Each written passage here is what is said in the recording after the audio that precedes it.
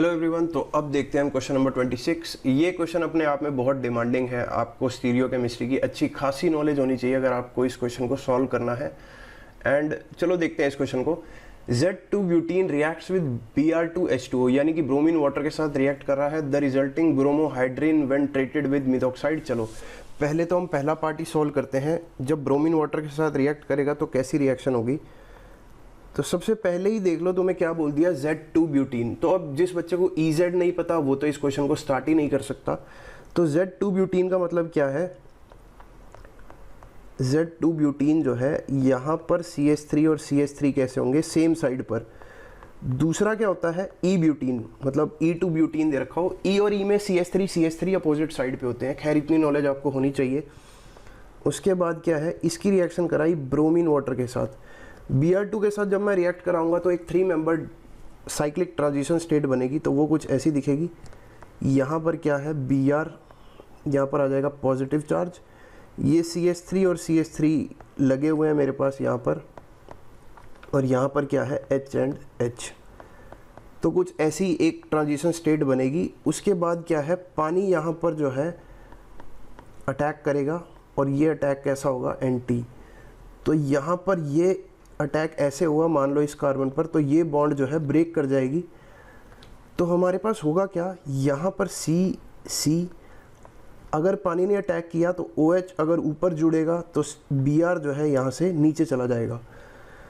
और यहाँ पर क्या है मेरे पास CH3 और ये क्या था H। सिमिलरली यहाँ पे क्या है H एंड CH3। तो ये प्रोडक्ट मेरे पास बनेगा। वैसे इसका एक शॉर्टकट भी होता है, इसको हम बोलते हैं कैट रूल।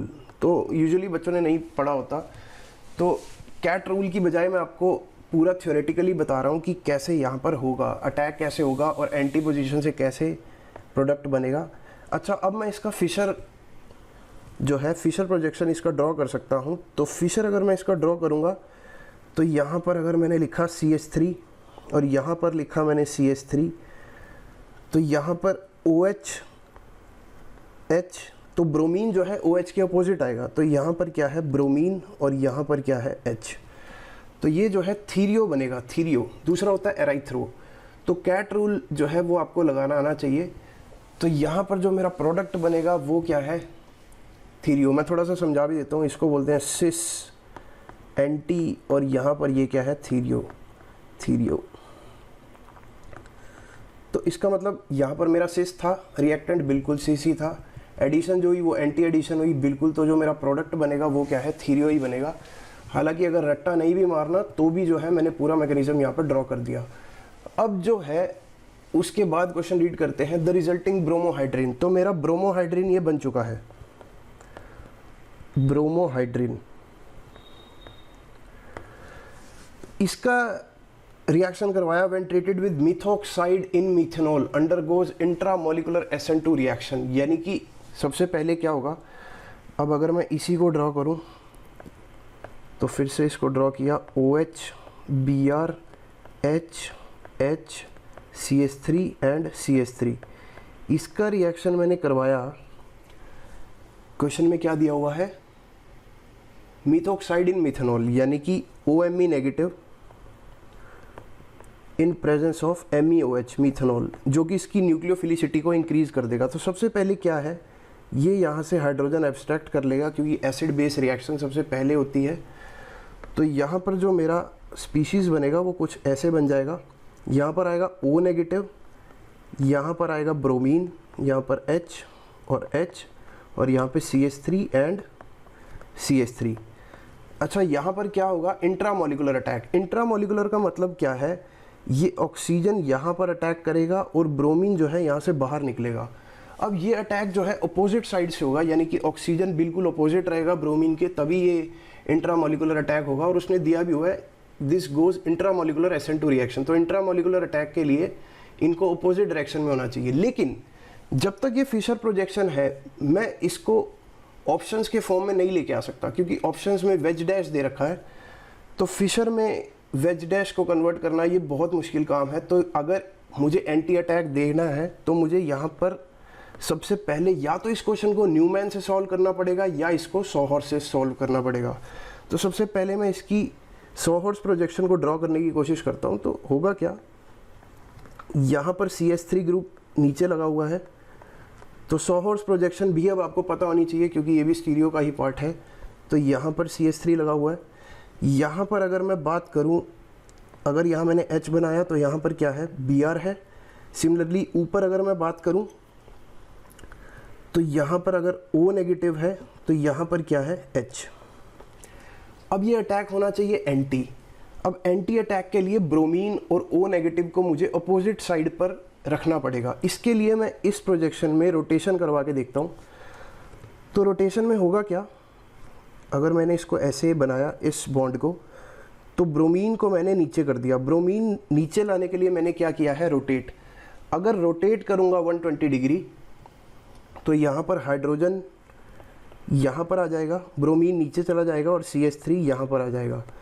सिमिलरली अगर मैं बात करूँ, अब क्योंकि एंटी रखना है तो ऑक्सीजन जो है वो ऊपर आना चाहिए, क्योंकि ब्रोमीन मेरा नीचे है तभी एंटी अटैक हो पाएगा। तो O नेगेटिव को मुझे ऊपर लेके आना है, मैं ले आया। तो इससे हाइड्रोजन कहाँ आ जाएगा, यहाँ पर, और CS3 कैसा चला जाएगा, यहाँ पर। अब देखो O नेगेटिव और Br जो है ये दोनों एंटी पोजीशन पर है, तो अब ऑक्सीजन यहाँ अटैक करेगा, O नेगेटिव यहाँ पर अटैक करेगा और यहाँ से ब्रोमाइड जो है बाहर निकल जाएगा और एक 3 मेंबर्ड रिंग बन जाएगी। तो इसको अगर मैं ड्रॉ करना चाहूँ तो कुछ ऐसा दिखेगा। तो ये कुछ ऐसे था। अब ऑक्सीजन ऊपर से आया और यहाँ से ब्रोमीन जो है बाहर निकलवा दिया। ब्रोमीन बाहर निकला है तो ये CS3 यहाँ पर था, ये हाइड्रोजन मेरा यहाँ पर था।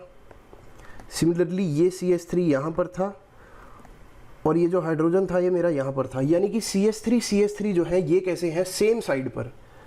तो सेम साइड पर अगर मुझे ड्रॉ करने हैं तो यहाँ पर मैं इसको ऐसे बना सकता हूँ, इसी को मैं ऐसे लिख सकता हूँ कि अगर ये कुछ ऐसे बना हुआ है तो CS3 जो है दोनों कैसे हैं, सेम साइड पर। अगर यहाँ अबव द प्लेन है तो यहाँ भी क्या है, अबव द प्लेन। तो ये अच्छी खासी स्टीरियोकेमिस्ट्री की नॉलेज मांगता है ये क्वेश्चन। तो यहाँ पर अगर हाइड्रोजन बिलो द प्लेन होगा तो यहाँ पर भी हाइड्रोजन कैसा हो जाएगा, बिलो द प्लेन। तो यहाँ पर देखते हैं किसी ऑप्शन में हमें दे रखा है CS3 अबव द प्लेन है और दूसरा CS3 भी अबव द प्लेन है, हमारा भी ऐसा ही है, और हाइड्रोजन बिलो द प्लेन। तो ऐसा एक ही ऑप्शन मुझे दिख रहा है, ऑप्शन नंबर 3। तो अब अगर आप इस क्वेश्चन का सॉल्यूशन देखोगे बुक में तो शायद वो वहाँ पर अलग आंसर दिया हुआ है, D दे रखा है।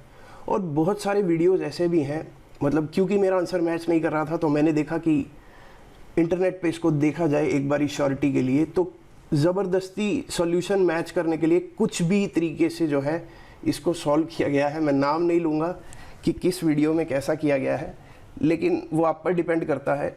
तो इस क्वेश्चन को बिना न्यूमैन या 100 हॉर्स के आप सॉल्व ही नहीं कर सकते। तो आपको प्रॉपर स्टीरियोकेमिस्ट्री की नॉलेज लगेगी इस क्वेश्चन में। तो यहाँ पर मैंने एक एक अटैक बताया है कि एंटी अटैक कैसे होगा, कौन सा ग्रुप कहाँ लाई करेगा, CS3 और CS3 जो है सेम साइड पर होंगे। तो यहाँ से जो मेरा आंसर निकल के आएगा that will be B option, sorry C option, third only. तो यहाँ पर जो मेरा आंसर आ रहा है ये आएगा C। तो सिर्फ थर्ड जो है मेरा वही बन रहा है। तो ऐसा है कि ज़बरदस्ती सॉल्व करने के लिए, आंसर मैच करने के लिए कुछ भी नहीं करना चाहिए। तो थोड़ा ध्यान से देखो इस क्वेश्चन को, थोड़ा स्टीरियो की नॉलेज लगाओ यहाँ पर। तो सबसे पहले Z से स्टार्ट करना। अच्छा, Z में यहाँ पर मेरा सिस भी आ रहा है तो इसीलिए मैंने यहाँ पे कैट रूल मेंशन किया। तो कैट रूल को अगर याद रखना है तो याद भी रख सकते हो, हालांकि पूरा मैकेनिज्म यहाँ पर मैंने ड्रॉ किया।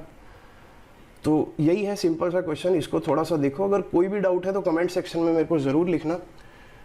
तो यही क्वेश्चन ऑलरेडी काफ़ी लंबा हो चुका है, तो नेक्स्ट क्वेश्चन देखेंगे इससे अगली वीडियोस में। अगर आपको ये वीडियोस पसंद आती हैं तो प्लीज़ कंसिडर सब्सक्राइबिंग, अगर आपकी हेल्प होती है तो। मिलते हैं आपसे नेक्स्ट लेक्चर में।